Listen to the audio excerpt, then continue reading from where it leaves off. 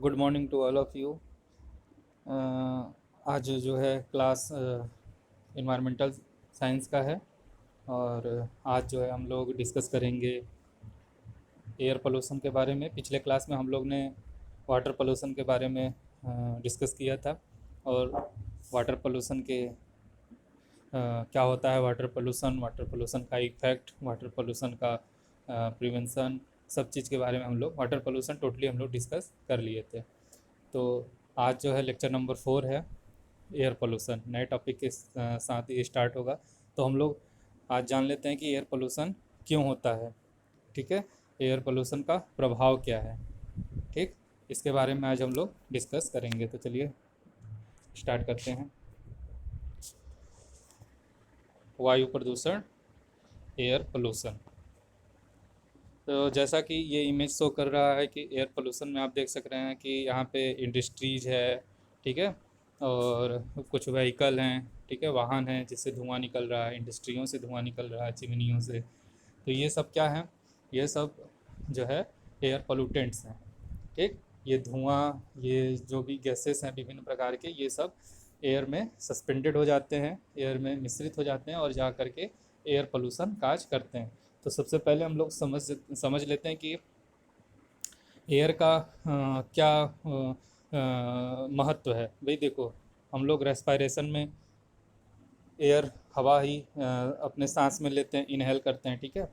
तो इसका जो अमाउंट है वो एटमॉस्फेयर में निश्चित है कि भाई नाइट्रोजन जो है वो 78% के अप्रॉक्स होगा, हैं, और ऑक्सीजन जो है वो 20 to 21% के अप्रॉक्स होगा, आर्गन जो है 0.9% के अप्रॉक्स होगा, ठीक है, और कार्बन डाइऑक्साइड 0.03% के अप्रॉक्स होगा, और भी तरह के गैसेस हैं। तो ये गैसेस जो है कि क्या है, एक निश्चित और कंट्रोल अमाउंट में है, ठीक है।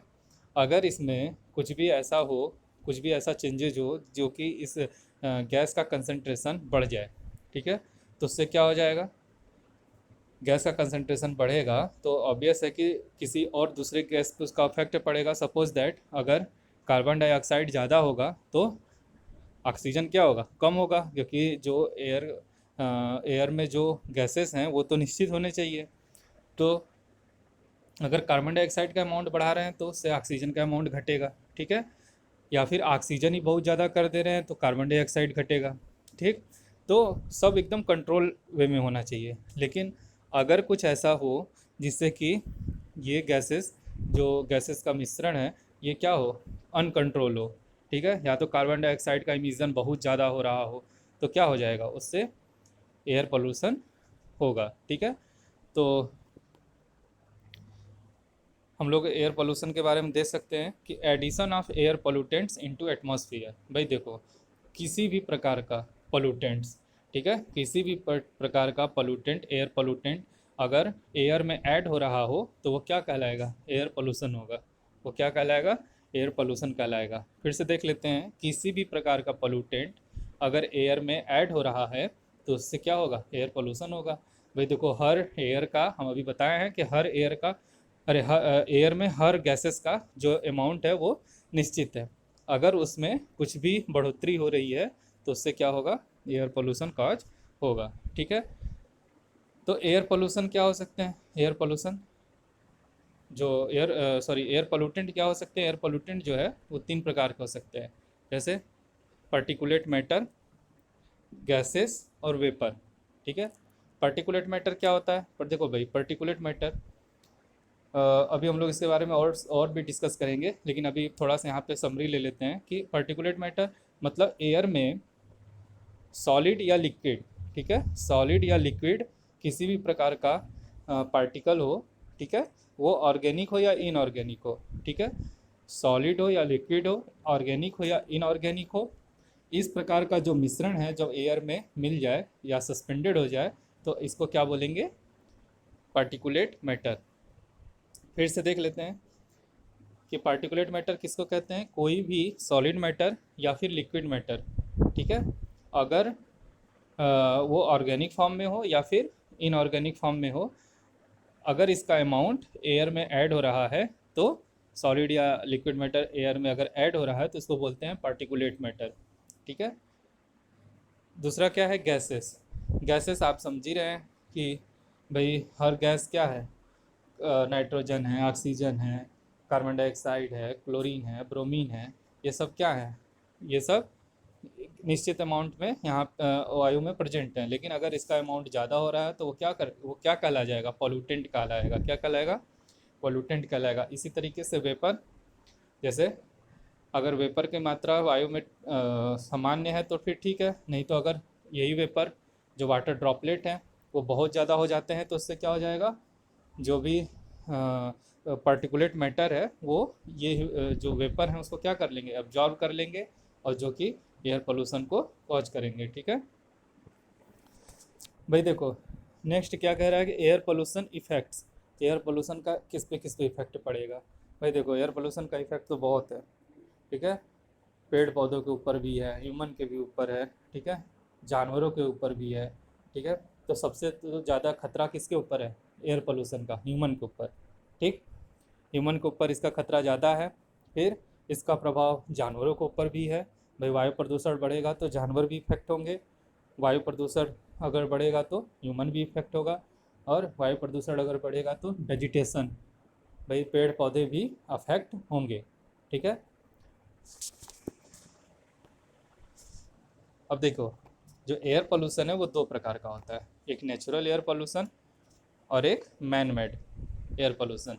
जो नेचुरल एयर पोल्यूशन होता है वो जो जिसमें ह्यूमन का कोई कोई हाथ नहीं है, ह्यूमन उसमें कोई इन्वॉल्वेशन नहीं है। ठीक है, तो वो क्या होगा, नेचुरल होगा। जैसे फॉरेस्ट फायर, जहाँ पे घने घने जंगल होते हैं, ठीक है, तो हाई डेंसिटी के कारण उसमें, जैसे अमेजोन के जंगल हुए, या फिर हम इसके बारे में क्लास में भी डिस्कस किए थे कि जब जहाँ पे जंगल बहुत ज़्यादा होता है, घना होता है, तो उसमें गर्मियों के दिनों में जब तापमान बहुत अधिक होता है तो जब उसमें आपस में पेड़ पौधे की टहनियाँ जब रगड़ खाती हैं तो उससे चिंगारी निकलता है, और वो क्या करता है, उससे फायर हो जाता है। ठीक है, आग लग जाती है, और आग लगने से पूरा जंगल क्या होता है, जलने लगता है। ठीक, अब जंगल जलेगा तो क्या निकलेगा, धुआं निकलेगा। अब ये धुआं कहाँ जाएगा, एटमॉस्फेयर में जाएगा, और इसमें एटमॉस्फेयर में क्या करेगा, एयर पोल्यूशन काज करेगा। ठीक है, देख रहे हैं दूसरा इमेज, डस्ट स्टॉर्म। भाई देखो हम लोग देखते हैं कि गर्मियों में क्या होता है, बहुत सारा जो है धूल है वो सड़कों पे, या फिर बहुत दूर से बहते हुए धूल का कण हवा में बहते हुए हमारे आँख में भी लगता है। ठीक है, तो उसे बोलते हैं कि लू चल रहा है, या फिर देखो बहुत ज़्यादा आंधी आ रही है। ठीक है, ये क्या होता है कि धूल के कण जो है कि एक जगह से दूसरे जगह पर उड़ते हुए जाते हैं, उसको क्या बोलते हैं, डस्ट स्टॉर्म। अब ये रहते कहाँ पे, उड़ते कहाँ पे हैं, एयर में, एयर में सस्पेंडेड होते हैं। ठीक है, एयर में मिले होते हैं। तो ये एक जगह से दूसरे जगह पर जाते हैं, और लोगों के श्वसन में के द्वारा, लोगों के श्वसन के द्वारा, फिर या उनके आई कांटेक्ट में, या फिर स्किन एलर्जी, कई तरह का इसमें ह्यूमन को भी अफेक्ट होता है। ठीक है, पॉलन डस्ट, इसमें पॉलन डस्ट के ऊपर बहुत सारा बात हो रहा है। भाई देखो पॉलन डस्ट क्या होता है, जैसे कुछ ऐसे पेड़ पौधे होते हैं जिनमें पॉलन ग्रेन क्या होता है, बहुत ज़्यादा होता है। ठीक है, ये पॉलन ग्रेन भाई अगर कम मात्रा में पॉलन, पॉलन तो वैसे बेनिफिशियल है, लेकिन अगर यही पॉलन ग्रेन बहुत ज़्यादा अमाउंट में है, और वो हवा के थ्रू, एयर के थ्रू जो है आंधी में है, या फिर ऐसे ही हवा बहुत तेज़ चली, तो ये पॉलन ग्रेन क्या हुआ, उड़ा, और जा कर के किसको अफेक्ट किया, ह्यूमन, ह्यूमन के रेस्पायरेशन के थ्रू वो इनहेल किए, और वो पॉलन ग्रेन कहाँ चला गया, लंग्स में चला गया। फिर कई तरह की एलर्जी जो है जो है मनुष्य को इससे होती है, किससे, पॉलन डस्ट से। पॉलन डस्ट क्या होता है कि जो भी पेड़ पौधे पे पॉलन ग्रेन होते हैं वो हवा के थ्रू एक स्थान से दूसरे स्थान तक जाते हैं, और जो भी उसके बीच में आएगा भाई, अगर ह्यूमन है, एनिमल है, तो वो सबको इफेक्ट करेगा, उनके श्वसन के द्वारा उनके शरीर में चला जाएगा, या फिर उनकी स्किन पे भी पॉलन ग्रेन का इन्फेक्शन होता है। ठीक है, तो ये सब क्या थे, जैसे पॉलन डस्ट हुआ, डस्ट स्टॉर्म हुआ, और फॉरेस्ट फायर हुआ, ये सब क्या थे, नेचुरल एयर पोल्यूशन थे। अभी जो है human made pollution, human made pollution क्या है, burning of fossil fuels in industries. भाई देखो ये तो हम लोग जानते ही हैं कि अगर इंडस्ट्रियों में जो भी जीवाश्म ईंधन है, अगर उनका दहन हो रहा है, फॉसिल फ्यूल्स का दहन हो रहा है, तो उससे क्या इमिशन होगा, उससे धुआं निकलेगा, कार्बन डाइऑक्साइड इमिशन होगा, तो वो क्या करेगा, एयर पोल्यूशन को कॉज करेगा। ठीक है, उससे क्या होगा, वायु प्रदूषण होगा। व्हीकल है, जितने भी व्हीकल है भाई, उससे धुआं निकलेगा, धुआं निकलेगा तो वो भी कहाँ जाएगा, एयर में जाएगा। ठीक है, अभी ये हम लोग एक समराइजेशन ले लेते हैं एयर पोल्यूशन का कि क्या होता है। ठीक है, नेक्स्ट क्लास में हम इसको और ज़्यादा डिस्क्राइब करके इसके बारे में जानेंगे। व्हीकल है, व्हीकल से क्या निकल रहा है, धुआं निकल रहा है। ठीक है, ये धुआं कहाँ जाएगा, एयर में जाएगा, और एयर से फिर हमारे रेस्पिरेशन के थ्रू हमारे शरीर के अंदर जाएगा। ठीक है,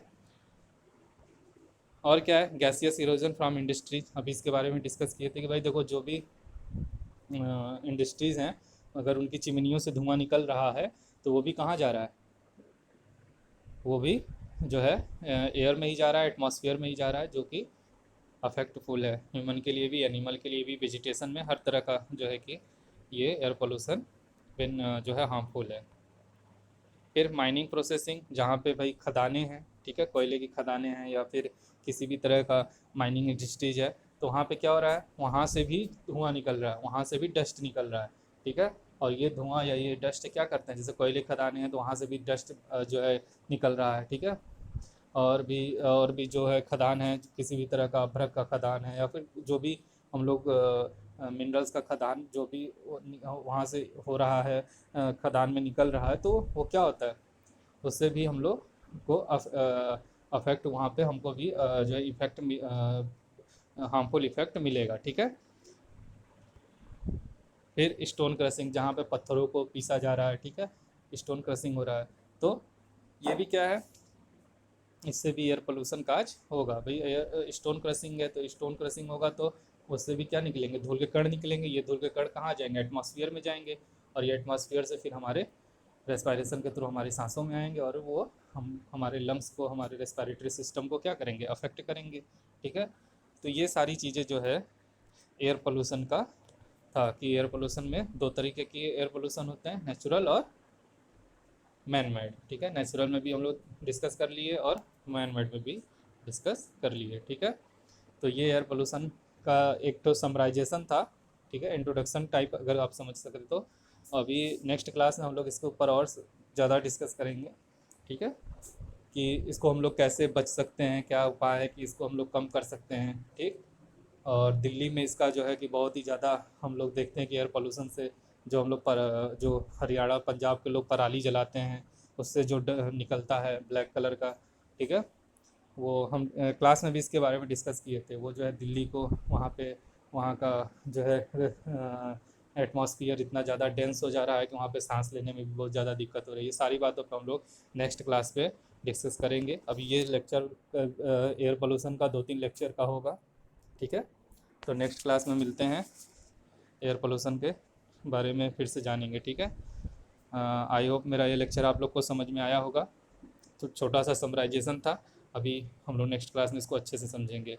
ठीक है, घर में रहिए, सुरक्षित रहिए। Thank you.